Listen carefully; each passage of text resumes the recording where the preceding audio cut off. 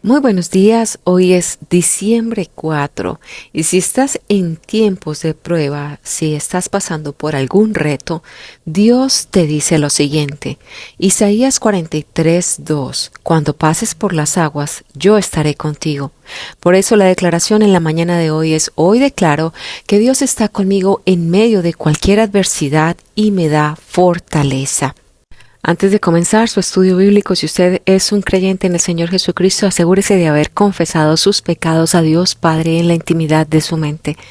Primera de Juan 1:9 nos dice, si confesamos nuestros pecados, Él es fiel y justo para perdonarnos los pecados y para limpiarnos de toda maldad.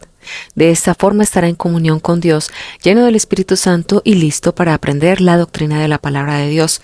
Si usted, por el contrario, nunca ha creído personalmente en el Señor Jesucristo como su Señor y Salvador personal, entonces el asunto no es confesar sus pecados.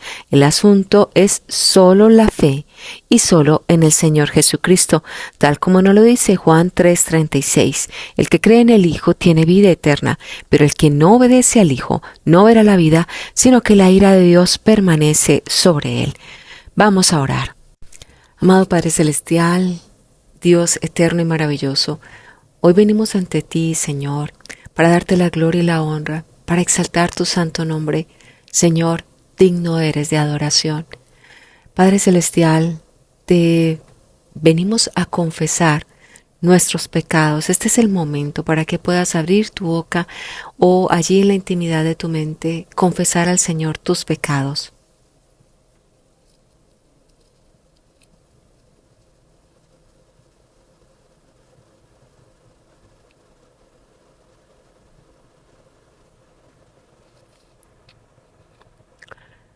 Padre Celestial, reconocemos que eres el único que puede llenar los vacíos más profundos de nuestra alma y darle sentido a cada aspecto de nuestras vidas.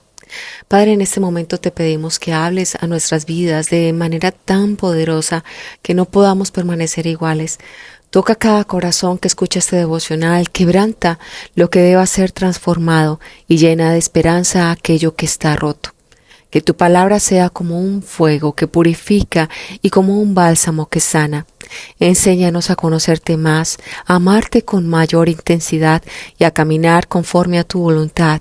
Que este sea el día en que tomemos la decisión de acercarnos más a ti, dejando atrás las distracciones y los miedos para vivir una vida completamente rendida a tu amor. Gracias, Señor, por tu fidelidad.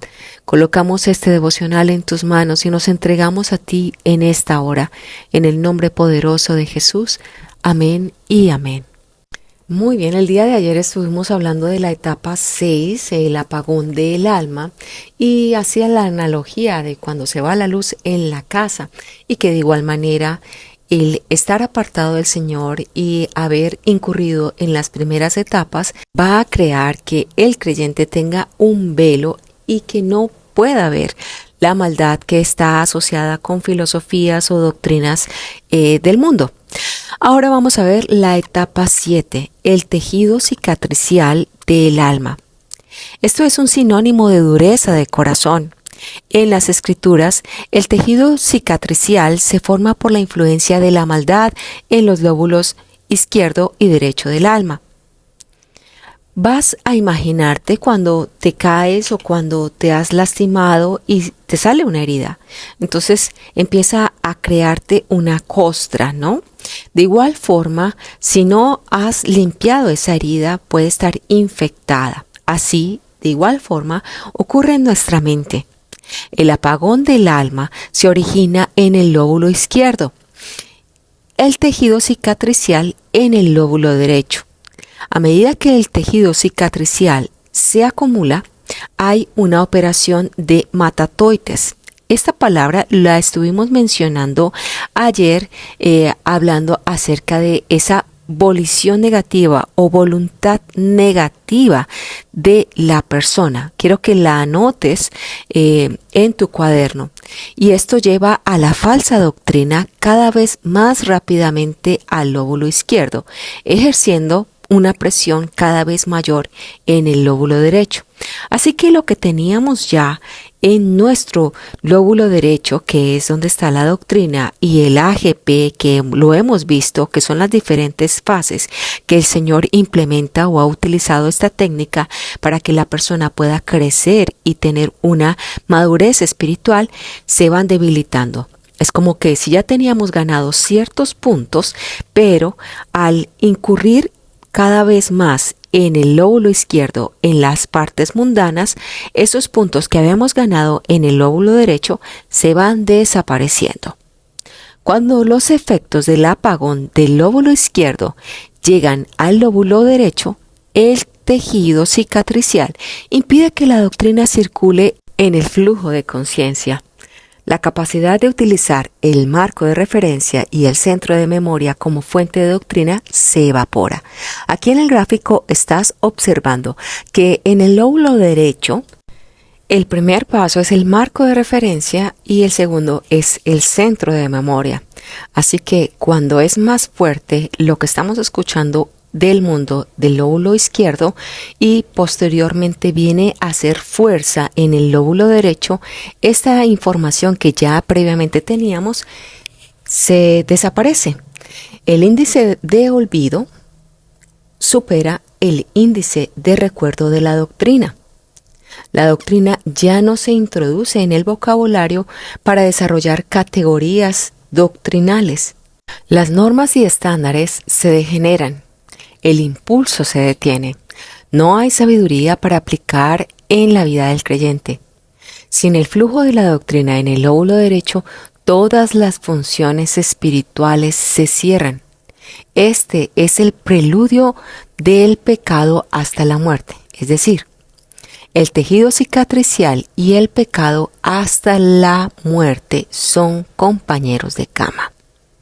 Lo que quiero decir con todo esto es que la persona que está más informada de las cosas del mundo, poco a poco va generando que llegue a un estado de muerte espiritual. Ya no hay un marco de referencia ni un centro de memoria. Y cuando vienen las dificultades, pues pasa sin pena ni gloria. Es algo así como cuando nosotros de pequeños teníamos principios y valores que nos enseñaron nuestros padres, pero que poco a poco los vamos perdiendo en la medida en que los vamos olvidando y que no vamos implementándolos en nuestra vida diaria. Por esto, la dureza de corazón se convierte en el rival tanto del creyente como del no creyente. Hay numerosas ilustraciones en las escrituras de no creyentes que partieron de esta vida por el tejido cicatricial del alma. Amenhotep II, el faraón del Éxodo, endureció su propio corazón a través de una resistencia constante al mensaje de salvación. Veamos qué dice Éxodo capítulo 7, versículo 22. Y los hechiceros de Egipto hicieron lo mismo con sus encantamientos, y el corazón de Faraón se endureció, y no los escuchó como Jehová lo había dicho. Voy a dejarte aquí algunas citas bíblicas para que profundices sobre este tema, pero ponte a pensar un momento cuántas veces te estuvieron hablando del Señor Jesucristo, te compartieron algún mensaje y tú resistías y resistías a aceptar al Señor Jesucristo. Bueno, en la actualidad hay muchas personas y el mensaje llega absolutamente a todos. Sin embargo, hay algunas personas que no están preparadas o que sencillamente han endurecido su corazón a tal punto que no quieren escuchar absolutamente nada con respecto de la palabra del Señor.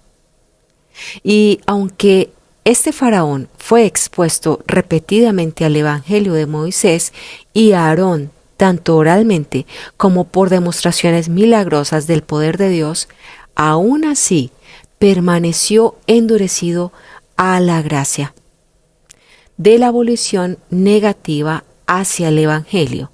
Se creó un vacío que absorbió la doctrina demoníaca en su lóbulo izquierdo. El resultado fue el apagón del alma, el rechazo de toda la información del Evangelio y finalmente la dureza de corazón que eventualmente se volvió o se hizo irreversible. Veamos qué dice Romanos capítulo 2, versículo 5. Pero por tu dureza y por tu corazón no arrepentido, atesoras para ti mismo ira, para el día de la ira y de la revelación del justo juicio de Dios. Ahora veamos qué dice 2 de Corintios capítulo 4, versículos 3 al 4. Pero si nuestro evangelio está aún encubierto entre los que se pierden, está encubierto, en los cuales el Dios de este siglo cegó el entendimiento de los incrédulos para que no les resplandezca la luz del evangelio de la gloria de Cristo, el cual es la imagen de Dios. Si has escuchado la historia de este faraón, él tuvo varias opciones, varias oportunidades para arrepentirse, para cambiar su forma de pensar, pero al contrario, al ver que sus brujos, sus hechiceros hacían hechicerías similares a los milagros que hacía Moisés, él fue endureciendo su corazón. Él no quería dejar las cosas que él venía realizando, dejar de adorar a los dioses que él tenía, y por el contrario, cada vez su estado se fue convirtiendo en una amargura, en una soledad, en una tristeza más y más fuerte. La vida espiritual de Amenhotep II, como la de otros faraones del antiguo Egipto, estaba profundamente vinculada con las creencias religiosas egipcias y su rol como hijo de los dioses. Así se llamaban los faraones en aquel entonces. En el contexto de su vida espiritual, él se consideraba como un ser divino, una encarnación de Horus en la tierra y el representante de los dioses, especialmente de Amón-Ra, el dios principal durante la dinastía 18. Es de recalcar que en aquel entonces los faraones creían en la mitología griega y la mitología egipcia. Es razón por la cual ellos se consideraban hijos de dioses. Era su deber mantener el favor de los dioses a través de rituales, ofrendas y la construcción de templos. Por ejemplo, él expandió el templo de Amón en Karnak, demostrando su devoción a ese dios supremo. Y este faraón utilizó la religión como una herramienta política, pues se presentaba como un faraón fuerte y elegido por los dioses para gobernar, destacando su rol protector del Mat y su conexión directa con lo divino. Aquí el punto, más allá de hacer una breve descripción de este faraón, es ver cómo la mente humana se va generando una cicatriz a tal punto que no puede comprender lo que es divino, lo que es la parte espiritual. Se ha profundizado tanto en la idea o en los pensamientos mundanos que no comprende lo que es espiritual. Este es el punto tan importante de estar escuchando a diario Marco de Referencia, el centro de memoria. Te preguntarás, Diana, ¿pero por qué repetimos todos los días lo mismo? Porque de esa forma nuestro cerebro, a través de la repetición, va generando un marco de referencia y un centro de memoria. Vamos a dejar hasta aquí, pero recuerda por favor estudiar las citas bíblicas, y si puedes leer toda la historia del faraón te vas a dar cuenta cómo el Señor le dio varias oportunidades, pero él no quiso escuchar la doctrina bíblica. Amado Padre Celestial, gracias te damos, Señor, porque a través de tu palabra podemos quitar esa cicatriz de nuestra alma y poder crecer en tu espíritu. Te suplicamos, Señor, que nos apartes del mal, que nos ayudes a quitar esos velos de oscuridad que aún hay en nuestra mente para comprender a profundidad tu doctrina bíblica y poderla poner en práctica. Gracias, Señor, por tu amor y tu bondad. En Cristo Jesús te alabamos y te bendecimos.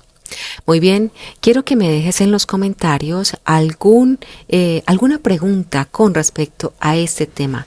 De esa forma, sabré que tú estás prestando atención a lo que estamos estudiando. Dios te bendiga y un fuerte abrazo.